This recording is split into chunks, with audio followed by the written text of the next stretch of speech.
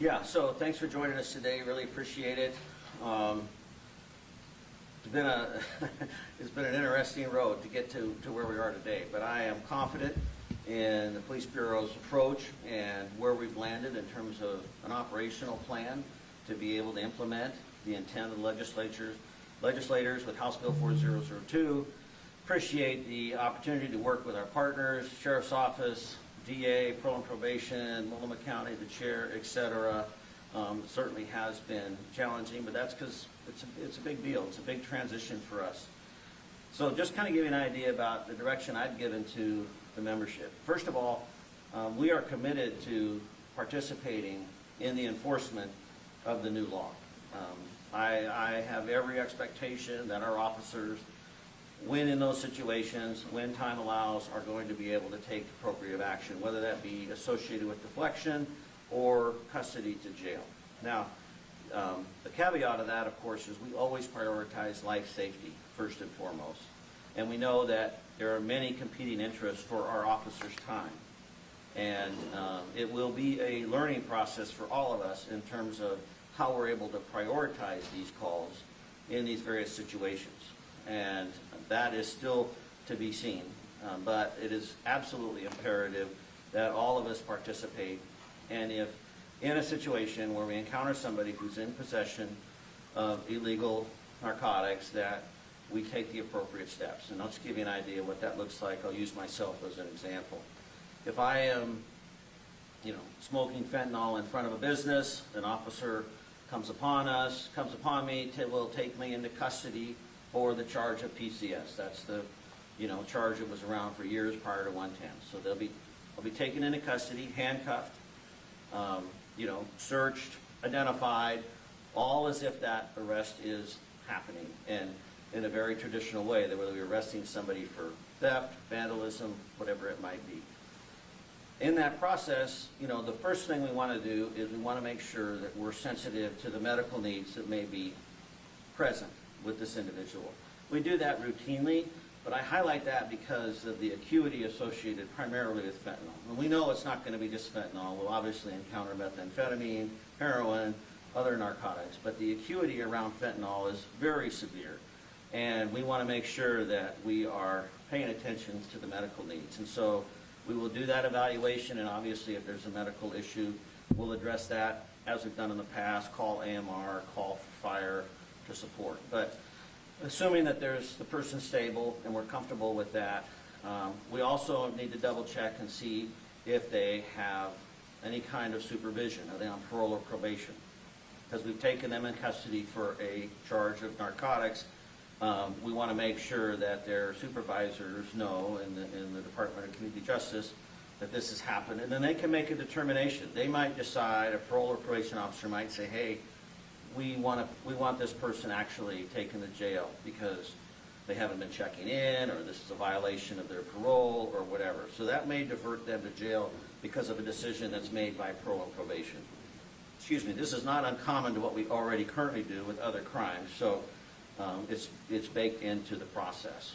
But assuming that they either don't have any warrants, parole and probation is fine, whether they're on supervision or not, then the next thing is we will, after we've evaluated, if we have just the PCS charge, and this includes up to an A misdemeanor, and the reason I make that distinction is because what the legislature changed to make those narcotics illegal again at the lowest possible amount is a different misdemeanor. So you have a C misdemeanor up to an A misdemeanor. We didn't want to get into officers having to weigh and distinguish between whatever amount it was. So as long as it's within that misdemeanor charge of possession of a controlled substance, and they don't have any warrants, and they're medically stable, they're not violent, all these conditions are met, then we'll give a call. We'll ask the member, we'll ask the individual, hey Bob, do you want to participate in this program known as Deflection? And right now, because there is not a location to take people to, we'll get on the phone and we'll call the deflection coordinator and say, hey, we've got Bob and we want to know if he's eligible. And they'll know if he's eligible if he has been participating in the deflection process, or or if not, if I've not been participating in it.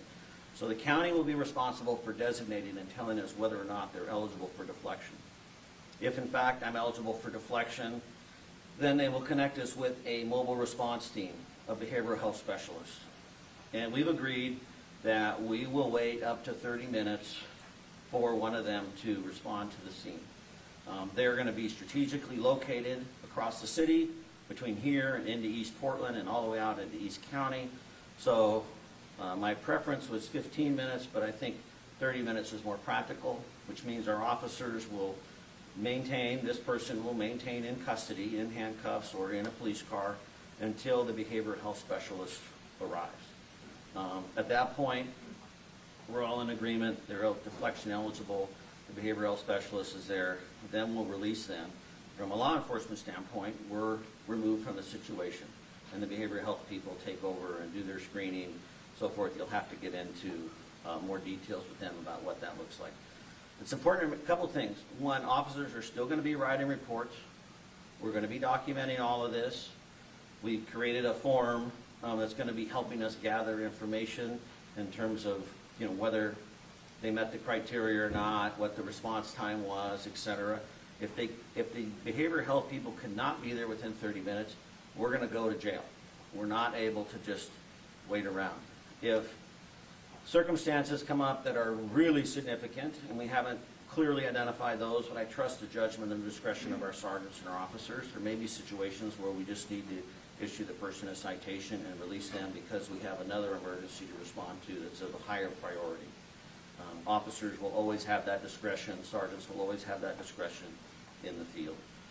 If they're not eligible for deflection, they're going to go to jail. If parole and probation wants them to go to jail, if it's outside the hours and nobody's available, then it's my expectation that they'll also go to jail. And then, you know, the final piece being that, once again, these are people that are highly at risk given their behavior. And I've made very clear to all of our constituents that there's risk involved with using law enforcement now to step into this space that it has not been in for several years. And what I mean by that is the physical, taking people into custody, putting handcuffs on them. There's a high likelihood there will be uses of force involved. There's a high likelihood that people may have medical conditions that could, you know, lead to serious reactions, maybe even death in custody that we cannot anticipate because of all of the unknowns associated with illegal narcotics use. And I just want to be really clear that we all have our eyes wide open, that we are doing our best to interdict into a space with our community that we believe is in the best interest of both the individuals that are participating in this drug use as well as the overall sentiment of the community. But there are risks involved, and we will do everything in our power to mitigate those. We will continue to be consistent with our policies, our procedures, our oversight, our documentation. None of that's going to change. We will, you know, with the use of body-worn cameras, we're going to be able to have lots of material to review and see. And this is going to be a work in progress. You know, this takes off on Sunday, and it's going to be a work in progress. And we will probably identify gaps in the system very quickly. Cops, if nothing else, are very innovative and creative in terms of being problem solvers, and I'm confident that we will probably be making adjustments as early as the middle to late of next week. But right now, that's the direction that we're giving, and you know, we intend to do everything we can to make this successful, both for the individuals that we're contacting, for the community, for the organization. All right. Michael, does that do it, or you want to just go to questions? Okay. Yeah, go ahead. Chief Noel Crombie with the Oregonian. If one of your officers encounters someone who chooses deflection and they go off into that part of the system, what happens if that person, they've got a certain period of time to meet those requirements? What happens if the police officer encounters that person again, perhaps again, and again, in that 30-month window? What are the options for the police officer at that point? Yeah, that's going to be one of the things we're going to work out, right? We had a lot of discussion about how many times are you eligible for deflection. What does that look like? So right now we're saying, you know, you have this 30-day window. So let's put me back on the spotlight. It's the first I get contacted, I get taken into custody, and guess what? Bob's eligible for deflection. So I go off to deflection. And 4 days later, I'm getting contacted on the street again, I'm taken into custody, and they call up. And what they're going to be told is, hey, you know, either Bob is participating in deflection, but you know, they have time to get, they have that 30-day window. So it could be that, you know, they're like, oh no, Bob's still eligible for deflection, even if I haven't followed all the steps, because they give them time to be able to participate. Somewhere in here, and this, I don't have a number, but somewhere in here, common sense has to prevail, right? If it's, you know, every 2, 3, 4 days, we're contacting the same person over the course of a 30-day period, then, you know, my direction's going to be that we need to take that person to jail. This isn't changing the behavior. But right now, I'm willing to participate in this to see how that works, to see what that looks like. But I will be the first to come back to the county, and, you know, the participation in deflection is encouraged, it's not a requirement. And I absolutely believe that arresting people to try and change addiction behavior is not the answer. But there is a role for interrupting that behavior. So if we are constantly taking the same people into custody, even if they are participating in the deflection process, that's not going to be sustainable. And we may have to go ahead and take them to jail just to be able to demonstrate that, hey, you know, we gave you this opportunity. But I don't know what that number is right now. Oh, I don't know, how does this work, right? Thank you. Courtney with the Portland Mercury. So it sounds like the folks who are offered deflection don't have to enroll in the treatment program right away. They've got some time. Is that right? My understanding, and this, I've been in a lot of meetings, folks, so I'm trying to give you the best of my knowledge, but so I would hate for this to be the headline. But my understanding is, yes, they have 30 days to engage. So we may enroll somebody in deflection on Sunday, which is to your point, Noel, that, you know, it could be we enroll them into deflection on Sunday, the 1st, and they have until the 30th to really engage in all that. So the 1st to the 30th, we're going to be watching really closely, you know, how many times there's that interaction, what's going on, how they're responding, et cetera. Does that?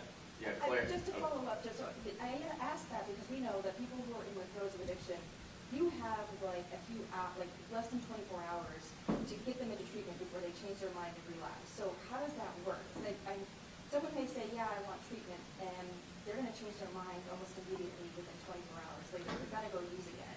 Yeah, and I think I would agree with you, but that's way outside of my lane in terms of expertise. So, I mean, that's really going to have to be to the county and to the behavioral health specialist, you know, and frankly, that's the benefit of going to jail, is that jail has, you know, teams of people, medical, et cetera. There's a place, there's just, you know, a kind of a immediate accountability measure. But, excuse me, we also know that there's also, you know, drawbacks and challenges to that. Claire, before you go, let's keep the questions to what our role in this is. And if you have questions for the county, you got to go to the county. We can't answer county questions for you guys. I can speculate, but that's never going to be helpful. Who's next? Claire Rice, Associated Press. So when police encounter someone who has a small amount of drugs on them, they will be placed under arrest. The deflection program isn't an alternative to arrest. They will be arrested, and then police will call this behavioral health peer team, and they will come and either take them to or meet with them in the field, and then once the temporary drop-off center is opened in October, they'll take them there.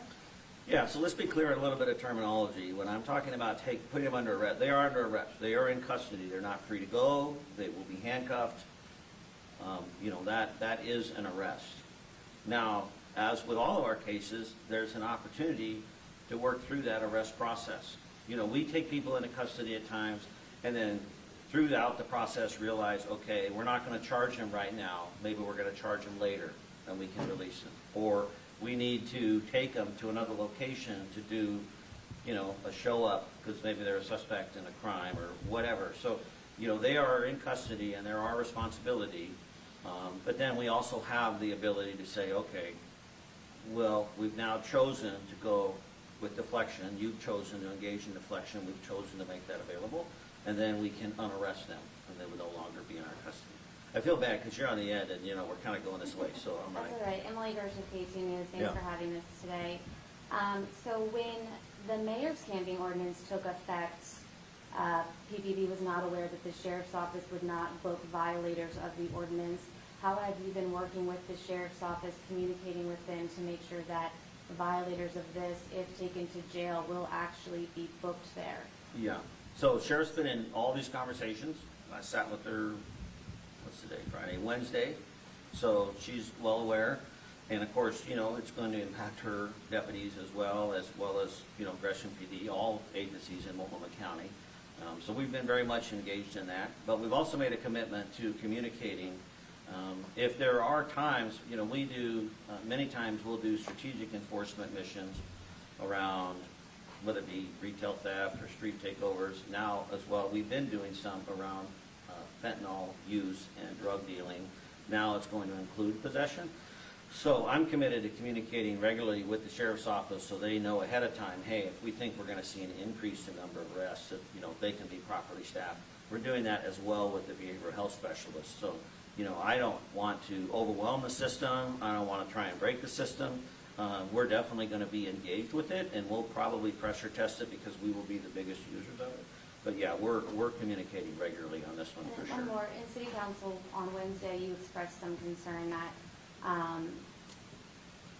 the county's deflection program, that there's no one leading it currently. And Commissioner Mingus-Naps was asking, you know, who's in charge of this? You know, we know that the center was supposed to open September 1st originally. It's now going to be open in October. It's going to be a mobile program until then. Can you provide information about how this program is going to work on the first day?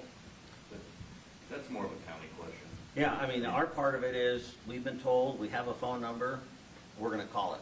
And if they're not able to deliver, they're not able to participate, the person's gonna go to jail. So that's the best I can do right And now. then if it gets to the point where the jail fills up, have you thought about that? Yeah, What would happen in that circumstance? yeah, so we'd have to, once again, talk to the sheriff about that, but at this point, you know, through the booking process, you know, she's confident that we're gonna be able to handle that at this point. We don't really know what the numbers are gonna look like. All of this is gonna be an adjustment in terms of how many people are taken in custody, how many people choose deflection, how many people meet the criteria. The criteria is very narrow to meet deflection, right? No other charges, no warrants, no violent behavior, medically stable. I mean, this is going to be a very, very narrow window. I have low expectations that we're gonna see tons and tons of folks. We may see more people taken into custody, but, you know, we're gonna probably end up finding additional things that are gonna associate with it. Before we go to Blair, circling back real quick to your initial question, the difference with that TPM deal was that was a city code, and so there was thoughts out there that, you know, the sheriff didn't book for city code. This is ORS though, so there's a big difference there. I mean, the expectation is. She's been taking state statutes, the county's been taking state statutes for a while now. Every expectation of these folks will be Yeah. booked. Blair. So there are clearly some holes in this. Deflection's only offered certain days, certain hours. If a peer support specialist doesn't show up in 30 minutes, they get arrested. Can you speak to the unfairness of that? Yeah, there is certainly a lack of equity in that. But I would argue that it's not necessarily uncommon. I'm not saying it's right for the, you know, system, but historically, particularly when we attempt some of these new programs, just because of capacity and ability. Years ago, we did a similar model that we took from Seattle. You might be familiar with LEAD, Law Enforcement Assisted Diversion. So we attempted that here in Portland many years ago, and I'm testing my memory, so please feel free to double check my work. But same kind of deal. We trained a limited amount of officers and used it in a limited amount of time to see its effectiveness. So essentially, people who were contacted by those officers were given, you know, an opportunity that others were not.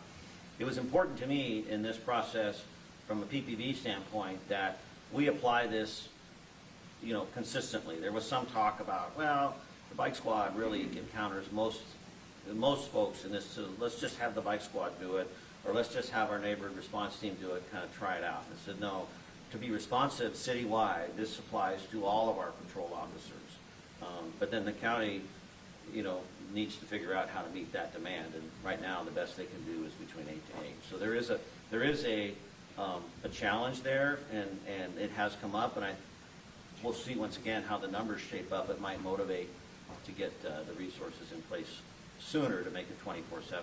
I want to go to Joelle and McKenna and Conrad if they have questions. We only have a few more minutes. I want to give everyone a chance to at least ask one. Joelle, go ahead. Thank you, Joel Joseph, Point 6. My question is about the ID and the information that officers are going to be taking in. We know a lot of these people are going to be under the influence, some of them homeless without ID. How are officers going to be tracking who they're taking into this deflection program?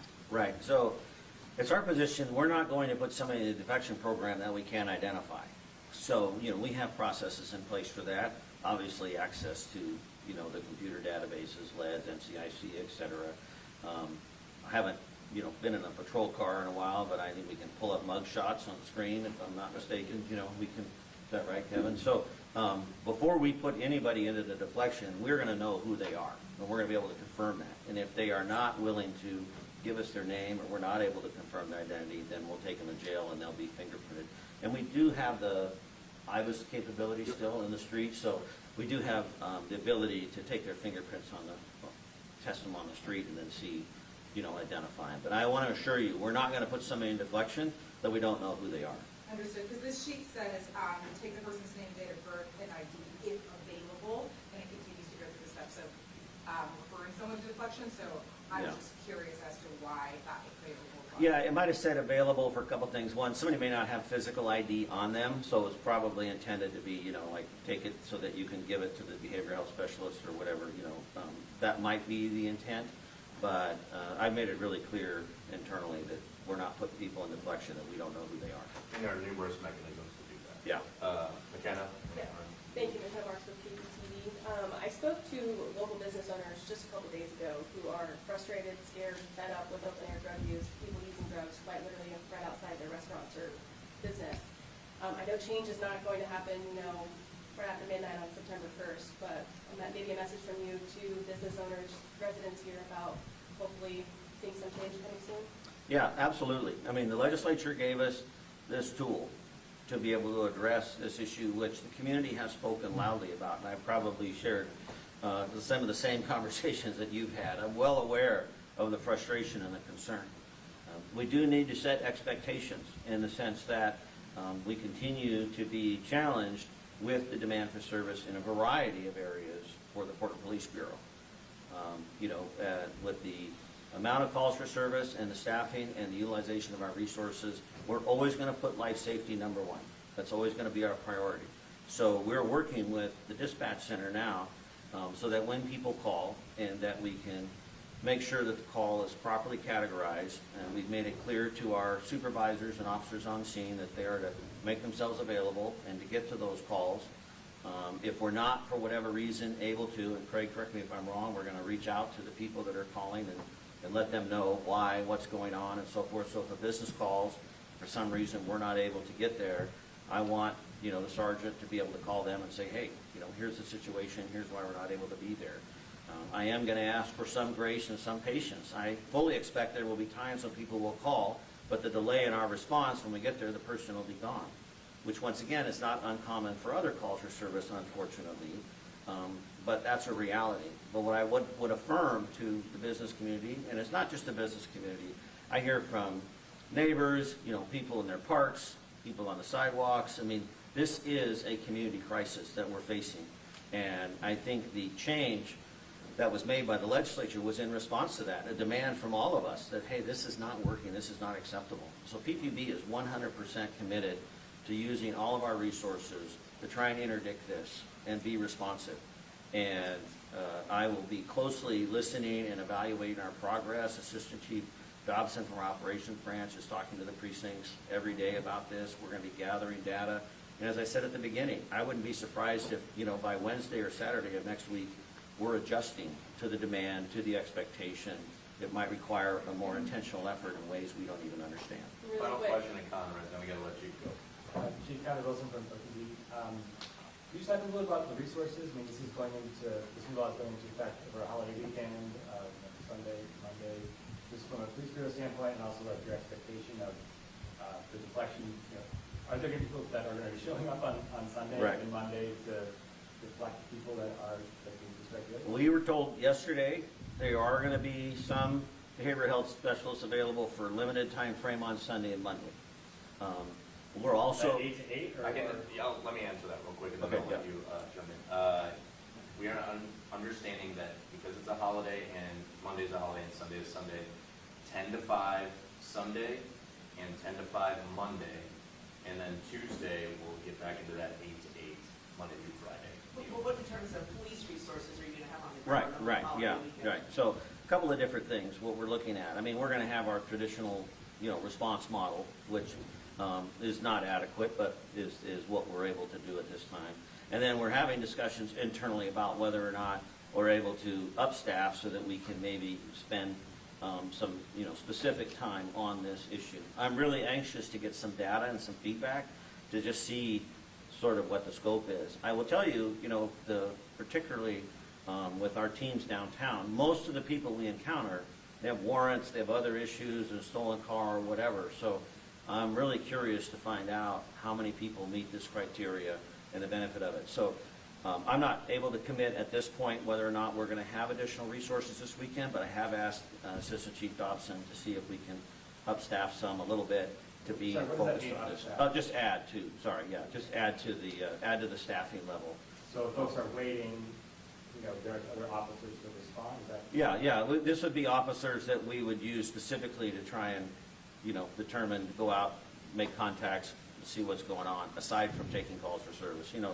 99% of what our officers do on a day-to-day basis take calls for service, and, there's numerous calls holding at any one time. So when we want to make sure that we're addressing outside of that, we usually have to create that space, which means hiring extra officers on overtime or adjusting internally what we currently have, which then means some of those calls have to hold longer. So And to piggyback on that, because I think it's incredibly important, I've been sharing this message in community meetings I've been sitting in.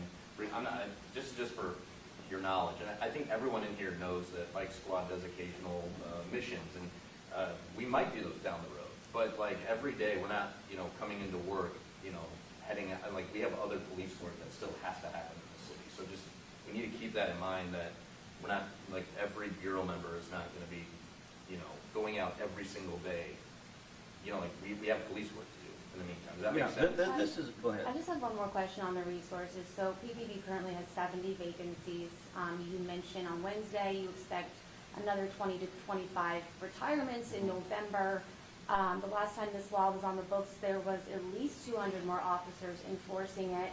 You expressed some concern about what happens after arrest to the county. You expressed concern on Wednesday that the county wasn't ready for this. Do you feel like you have enough officers to do your part? And do you have confidence that the county will do its part starting on day one? So, first of all, thanks for listening to my testimony on Wednesday, but that was a long 90 minutes. But no, we don't have enough officers. I mean, the reality is the police bureau, as you said, just as recently as a few years ago, had 200 plus more than we have currently right now, and the demand is high, and the expectations are high, and the challenges are real. So we do not have enough. What I am confident in PPB is I am just so impressed and pleased with the work that I see done on a daily basis, given those challenges in that environment. We see a decreasing amount of calls for service, and we're seeing a decreased amount of crime and reported crime, largely attributed to their work and our work with other community organizations. And that's true in many, many categories. So could not be more proud and more confident that the men and women that are being called upon this weekend to do the work will do the best to their ability. We will not be telling people there's nothing we can do. We will not be telling people, call the mayor's office or blame the chief. No, we are in unison that we are going to do the best we can. In terms of the county's piece, I'm not going to speculate. That's really on them. They've been in all these conversations. They do have a significant role in this. We are the starting point, and we are going to do everything we can to make this successful, but they've got to pick up their end as well. All right, guys, we got to let the chief go. He's got stuff going on. Once the law enforcement drop-off center opens, the police will see people that are outside the 8 a.m. to 8 p.m. window. The Deflection Center? Yes. I don't think we're prepared to, when that opens, we'll discuss that at that point. Let's keep it focused on what's happening next. Thank you very much, all right? Have a great, safe weekend. Thank you. So